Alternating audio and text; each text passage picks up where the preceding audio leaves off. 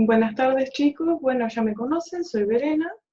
Yo voy a ser la profesora de Físico-Química de tercero A y ahora les paso un videito que hizo el profe Lucas, que es el profe de tercero B y C, donde se va a presentar y les va a contar qué estuvimos preparando para ustedes.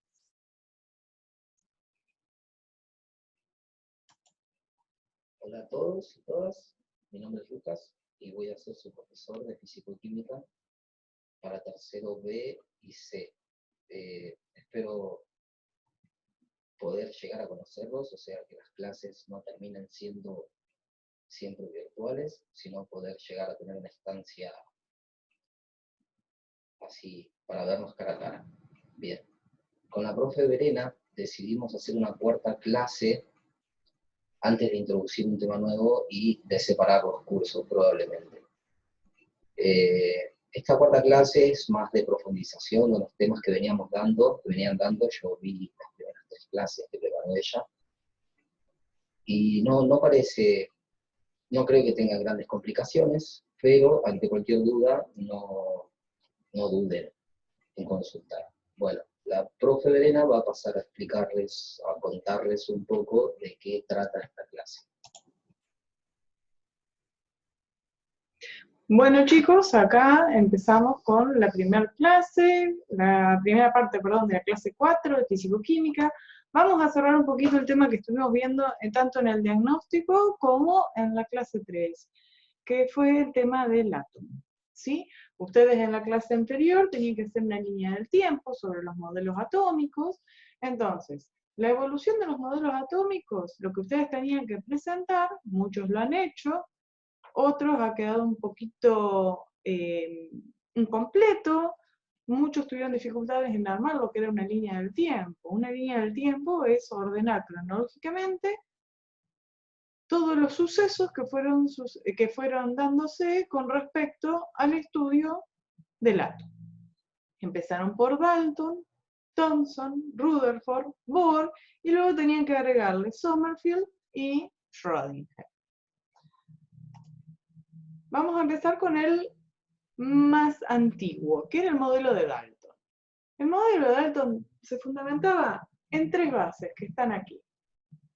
Primero, fue primero como una base científica, es decir, el primer modelo real que se planteó sobre el átomo, que el átomo está formado por partículas diminutas e indivisibles. Esto lo trajo de Demócrito. Solo los átomos de un mismo elemento son iguales entre sí, es decir, tienen el mismo peso y propiedades. Pero este modelo, ustedes fíjense que estaba hecho en 1808, tuvo sus errores. ¿Cuáles fueron? Que las sustancias que tienen todos sus átomos iguales se llaman elementos actualmente. Los átomos de los elementos distintos se pueden unir en cantidades fijas con otros para formar compuestos. Por ejemplo, el agua, que está formada por átomos de hidrógeno y átomos de oxígeno. Y que las partículas formadas por varios átomos se llaman moléculas. Como recién vuelvo a la referencia del agua, el agua es una molécula. Luego tenemos el modelo atómico de Thomson. En realidad Thomson fue el descubridor del electrón por el experimento de los rayos catódicos, que ya estuvieron investigando. Es el famoso modelo de Budín de pasas, ya que él consideraba que el átomo es una esfera maciza positiva, en donde los electrones se encuentran incrustados como las pasas de uva en un pastel. Y que esos electrones justamente tenían carga negativa. Luego vino Rutherford, y acá tenemos que hacer un parate, porque ya cambió bastante el paradigma de lo que eran los modelos atómicos. Se empezó a complejizar la cosa. Se descubre que el átomo no era una esfera maciza cargada positivamente, sino que tenía un núcleo que era similar la constitución del átomo a un sistema planetario en miniatura, donde el núcleo sería el Sol, y girando alrededor del núcleo estarían los electrones, que serían los planetas, El átomo posee un núcleo central pequeño positivo, que es casi toda la masa del átomo, decía Rutherford, y que los electrones giran en órbitas circulares. Obviamente, nuevamente este modelo tuvo sus errores. ¿Cuáles fueron? Que las cargas en movimiento emiten energía. Luego los electrones caerían al núcleo si perdiesen esa energía. Si dejaran de moverse, perderían su energía y caerían al núcleo y quedaría el modelo de pasas. Eso realmente no ocurre, ya que los electrones, al poder girar, rotar sobre su propio eje a cualquier distancia, podrán tener cualquier energía, cosa que también es falsa. Y no habla de los neutrones, que son parte del núcleo, lo cual es lógico porque aún no se habían descubierto. ¿Cuáles fueron las evidencias que tuvo Rutherford para deducir su modelo? La mayor parte de la masa del átomo, ¿dónde se encontraba? Justamente donde estaba la carga positiva, es decir, en la zona central, en el núcleo. En torno al núcleo y a grandes distancias, con respecto a, cuando hablamos de grandes distancias, estamos hablando con respecto al tamaño que tiene el núcleo atómico y que tiene el átomo. Entonces, a grandes distancias de él están los electrones girando a su alrededor. Por eso se habla de un sistema planetario en miniatura. La distancia que hay entre el Sol y Mercurio es enorme. Pero si nosotros lo miramos en un esquema, en una hoja, nos parece que está cerquita. Y en realidad no es así. Luego, el número de cargas positivas es el mismo que el de negativas. ¿Por qué tienen que ser iguales las cargas positivas y negativas?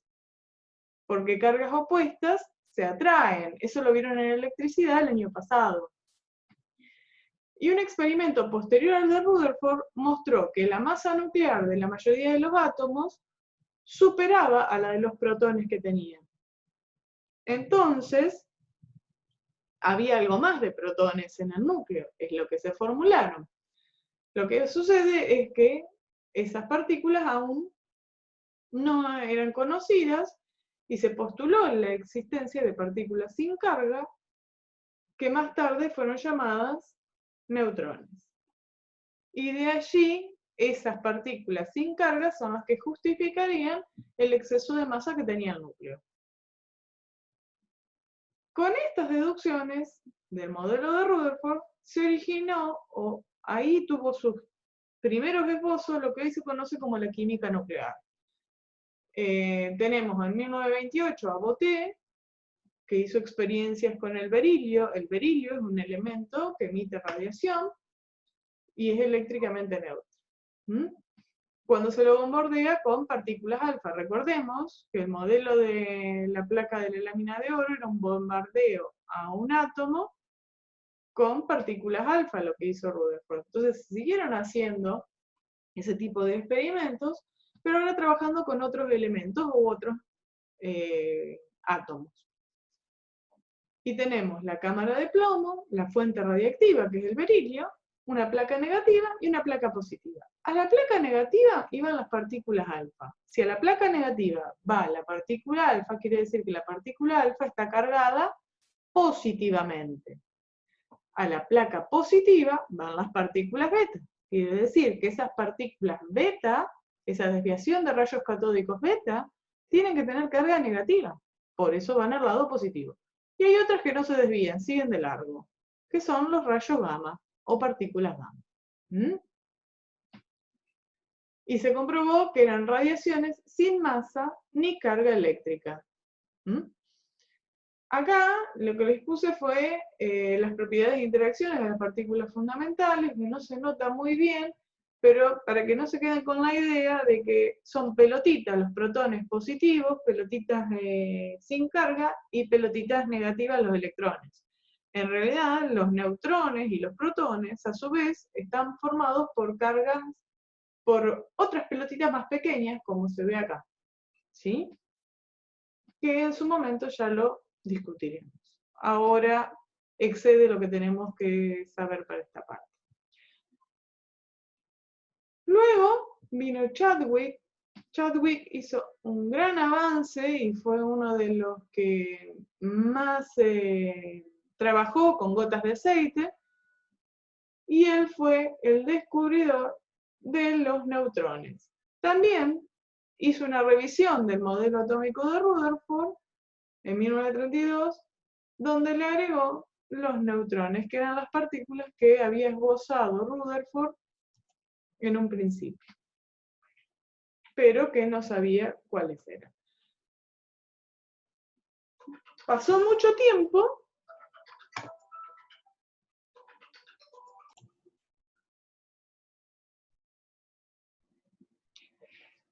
el modelo atómico de Bohr propuso los saltos cuánticos, es decir, los saltos de niveles de energía, que acá está en el dibujito de los orbitales, tenemos el electrón, y este electrón puede pasar al nivel 1, al nivel 2 de energía o al nivel 3. Eso es lo que se conoce en el modelo de Bohr como saltos cuánticos. Señala que un átomo tiene distintos niveles de energía en los que giran los electrones, y que cada nivel de energía tiene una determinada cantidad de electrones permitidos, más no puede tener. Obviamente este modelo también tuvo errores, y dentro de los errores, una de las cosas que hizo el modelo de Bohr fue corregir los errores que planteó Rutherford, que ya habíamos hablado de que Rutherford decía que había un núcleo con carga positiva, pero que a su vez la carga de los protones era superior a la de los neutrones. Entonces, que la masa que tenía ese núcleo era superior a la masa de los protones. Entonces, debería haber algún otro tipo de partícula, en este caso eran los neutrones, que fue descubierto por Chadwick. Acá Bohr lo que dice es que a cada nivel le corresponde una energía que será mayor cuanto más alejada del núcleo esté.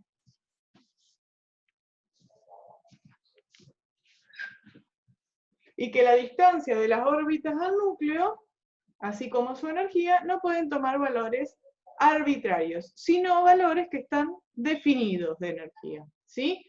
Cada nivel admite, como ya habíamos dicho, un número máximo de electrones que es 2n, donde n es el número de electrones, elevado al cuadrado. Es decir, que para el nivel 1 de energía tenemos 2 por 1, que es el primer nivel de energía, y 1 elevado al cuadrado es 1, entonces 2 por 1 es 2. Y esa es la máxima cantidad de electrones que permite un átomo. En el nivel 1 de energía, 2 electrones. En el nivel 2 de energía es 2 al cuadrado. 2 al cuadrado es 4. Y 4 por 2 es 8. Entonces, en el segundo nivel de energía se admiten 8 electrones. Y así sucesivamente. ¿Cuáles eran los errores? Supone que todas las órbitas son circulares, cosa que no es cierto. También era un error que tenía Rutherford. Para los cálculos, supone que los electrones tienen una masa infinitamente menor que los protones, cuando en realidad no es infinitamente menor. Son más chicos los electrones que los protones, pero solamente 1830 veces. Y supone que el núcleo es estático cuando se mueven alrededor de su centro de gravedad. Luego viene el modelo de Sommerfeld. No hay no se le ha dado mucha importancia, pero lo que él plantea fueron trabajos hechos a partir del modelo de Bohr, y descubre que en esos niveles de energía definidos que planteaba Bohr, había subniveles de energía, es decir, había otros niveles con un poquito más de energía uno que otro. Y que los átomos se movían en órbitas circulares y elípticas aparte. Es decir, que hizo una ampliación de lo que era el modelo del átomo de Bohr. Y bueno, también hacía predicciones de acuerdo a ciertas propiedades espectrales, es decir, a la absorción de luz que iba a tener cada elemento. El error fundamental que tuvo este modelo, por eso no se le dio tanta relevancia, es que solamente es aplicable para el hidrógeno. No era capaz de explicar átomos multielectrónicos, como es el caso del litio, del oxígeno, el nitrógeno, flúor, cloro. Y luego viene el modelo actual. El modelo actual es una combinación de todos los modelos que estuvimos viendo. Plantea los saltos cuánticos de Bohr, porque eso es correcto, la presencia de un núcleo atómico, órbitas circulares y elípticas, como planteaba Sommerfeld, y aparece el principio de incertidumbre de Heisenberg, en el cual no se puede definir ni la velocidad, la posición, ni el tiempo de un electrón en un momento dado en el átomo. Este modelo se basa, el modelo actual, en la dualidad onda-partícula, porque se termina de definir como que el electrón se comporta tanto como una onda de sonido, o de luz, y como un corpúsculo. Justamente por eso hablamos de la dualidad onda-partícula. El corpúsculo hace referencia a su característica, a la naturaleza corpuscular de la materia. Que no es posible predecir la trayectoria del electrón, por lo que habíamos visto antes en el principio de Heisenberg. Entonces, si no podemos definir dónde está el electrón, no podemos hablar de órbitas, porque la órbita implica una trayectoria conocida y que vos podés ubicar esa partícula tanto en posición como en tiempo. Y entramos en lo que se conoce como orbitales. Los orbitales son la zona donde hay mayor probabilidad de encontrar al electrón. Es decir, lo reducimos a un rango, a un cierto lugar donde hay probabilidad de que esté, pero no podemos definir como que ahí está. Sabemos que está en esa zona, pero no podemos determinar justo en qué lugar está. Hay distintos tipos de orbitales, S, P, D y F, que ya lo vamos a ver en temas posteriores, y aparecen las partículas subatómicas.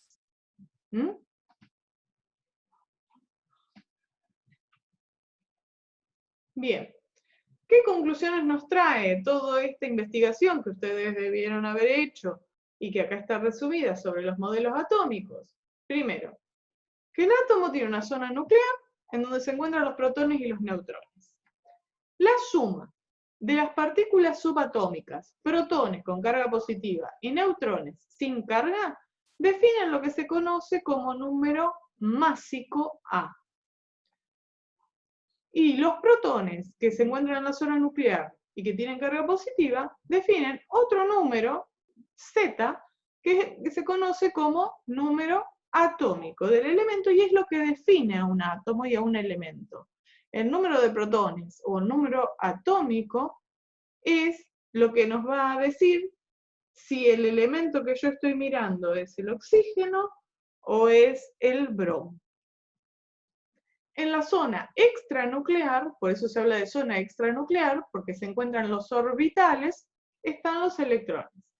Y si el átomo es eléctricamente neutro, tanto los protones como los electrones deben ser iguales. Es decir, si tengo el litio que tiene un Z igual 3, es decir, que tiene 3 protones, va a tener 3 electrones. El mismo litio tiene un número másico A de 7, entonces, si el número másico es 7 y la cantidad de protones es 3, la cantidad de neutrones será 4. Sale de la resta del número másico con el número de protones. Estos modelos también dieron origen a la definición de los isótopos. ¿Qué son los isótopos? Como ustedes ven aquí en la figura, tenemos zinc 63, zinc 64, zinc 65 y zinc 66. Estos numeritos de arriba son el número A, un número másico, mientras que los de abajo siempre es el mismo, 30. Fíjense, ese 30 que aparece ahí abajo es el número atómico, o Z, y es lo que define que todos sean zincs. Lo que cambia es el número másico, es decir, lo que está acá arriba.